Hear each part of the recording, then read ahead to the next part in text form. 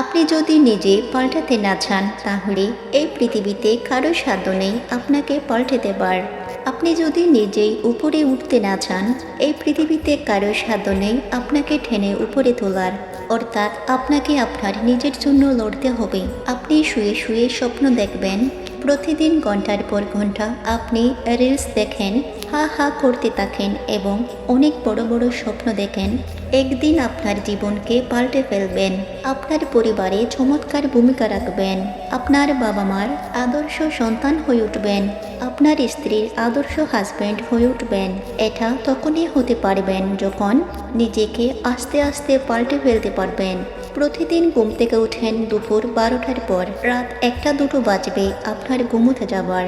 এই লাইফস্টাইল যদি আপনি মেনটেন করেন আপনার স্বপ্ন স্বপ্নই থেকে যাবে। এখন যেমন আছে 5 বছর পর একই রকম থাকবে।